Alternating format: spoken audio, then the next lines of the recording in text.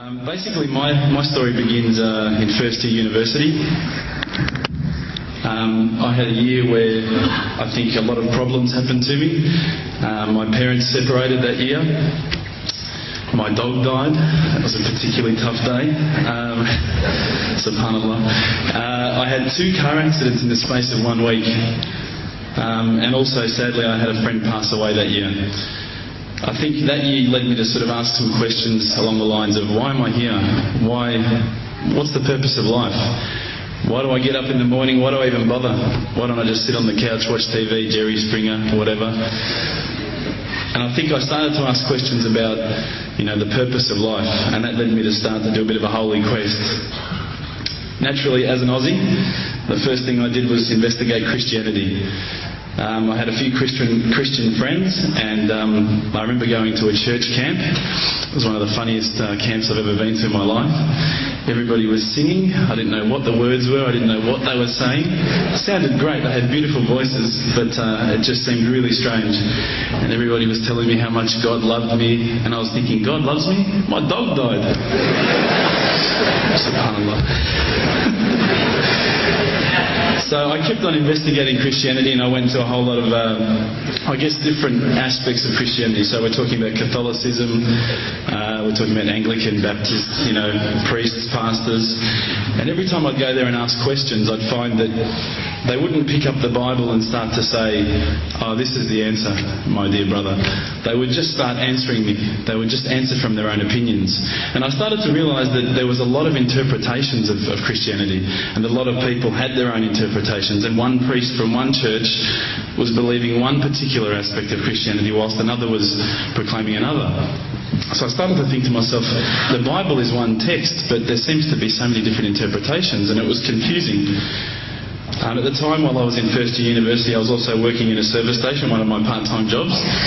And one of my colleagues was a Hindu, was an Indian Hindu, and we'd regularly change shift. And at that time, I was very inquisitive, and I'd say to him, dude, what's the deal with the elephant head guy? What's the deal with that? Why has that guy got an elephant head? And he's going, oh, that's Ganesha, this. I said, but couldn't you have chosen like a lion's head or something a bit better? We'd have, these really deep theological debates while people were buying petrol. And I'd be saying, yeah, but why, bro? $5 of gas, thanks, mate. Yeah, no problems. And again, I found that was very hard to stomach. So I sort of investigated a little bit further. I had a good friend of mine was a Mormon, and I found that this religion actually appealed to me the most out of all of the Christian religions, the Church of Latter-day Saints. They were quite strict. They don't drink alcohol. They don't drink caffeine, so unfortunately Coke's out, guys, because I know Lebos love Coke. But again, there was that leap of faith I felt that I had to make to embrace this religion. And I found that, I wasn't just into making a leap of faith, I wanted proof.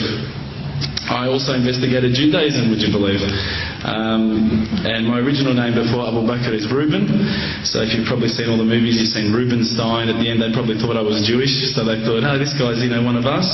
But again, I just didn't find what I was looking for. Lastly, I probably looked into Buddhism, and I found that this was probably the religion that I was going to choose. I thought, look, this is great. There's so much. People at peace here. They seem to be really switched on, and they seem to be living one with the world, and that's what really appealed to me. But the more and more I looked into it, I guess I realised that it wasn't a religion of God. It was just a nice way to live.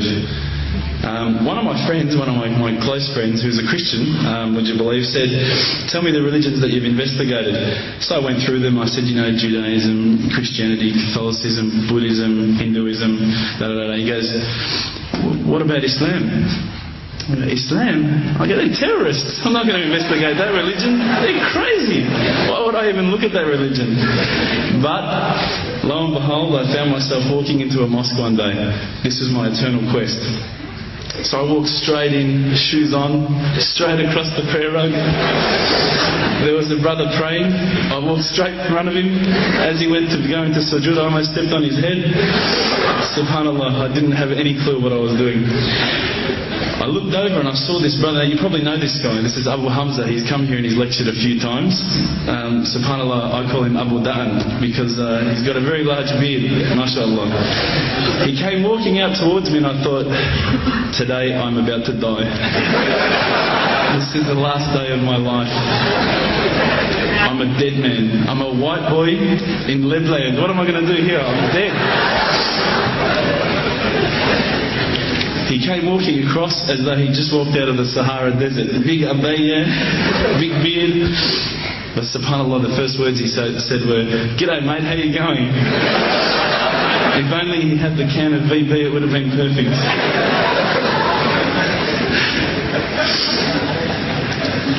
SubhanAllah, I was very taken aback by his welcoming nature.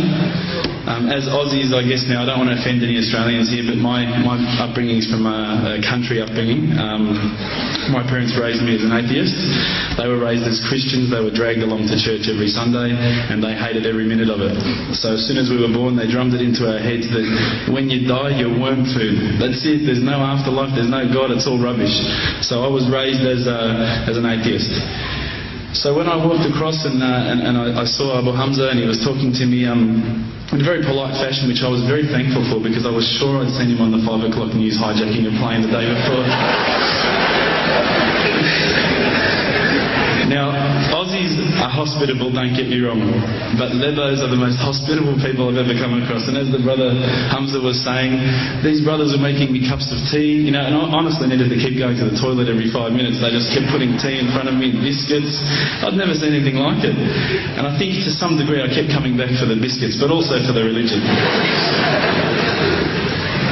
So when I sat down with these brothers, I actually started asking questions. I asked all the questions that I've asked of the priests, of the pastors, of my friends. And subhanAllah, the thing that really struck me is that every time I asked the question, they wouldn't just answer. They would pick up a Quran and they would say, "Read this, bro. Read this." And there was the answer every single time. And I would ask another question, you know, the hard questions, not the easy questions. Why do women have to wear the scarf? Why the hijab? How come I can have 4 wives and she can't have 4 husbands? You know, I wanted to know all the tough questions, which is the first questions I guess you ask when you come across Islam. But lo and behold, they kept on answering the questions with the Quran, not from their own opinion. And I got frustrated with this. And I actually said to one of the brothers, because by this stage I think I've been going there for about a couple of weeks, there was always a few brothers there when I went. And I said to one of the brothers, I said, you know, what's your opinion on the matter? Why won't you give me your opinion? And one of the brothers turned to me one day and said, how can I have an opinion when this is the word of God? SubhanAllah, I remember that really hit me. So I asked them if I could take a Quran home, and I didn't say I was going to use it to chalk up the couch or anything like that. I said I was going to respect the book, so I took it home, I started reading it. What I found was, while reading it, it wasn't as though I was reading a story, it was as though I was reading someone commanding me, you know, someone giving me guidance. And one night I decided to really try and get the spiritual mood happening, and I'm sure probably some of you have heard this story before, so I apologise. I'd lit a candle, I had the window open, I had the curtains drawn, you know, I was trying to get that really spiritual feeling. It was a nice summer night in Melbourne, as summer as it can get in Melbourne, and I was sitting there thinking, this is it, you know, this is the night. I'd been, you know, investigating all the spiritual proofs, all the scientific proofs about the fact that the mountains are the pegs, about, you know, how the embryo develops inside, you know, the woman, all these amazing proofs, but I still needed that little push. It's like I was on the edge of a cliff, I was ready to jump, I just needed a push. So I was sitting there, it was very quiet. I was reading Quran, I stopped. I said, Allah, this is my moment. This is the time I'm about to jump into Islam. All I need is just a sign. Just a little sign, nothing huge, maybe a bolt of lightning. You know, maybe half the house could fall down or something, you know, just small. Small for you, man. You created the earth, come on. So I sat there. I was waiting for the candle to start gliding up to 4 metres high like in the movies. And I go, okay, go. And subhanAllah, nothing. Absolutely nothing happened. I was really disappointed, to be honest. So I sat there and I said, Allah, this is your chance. I'm here.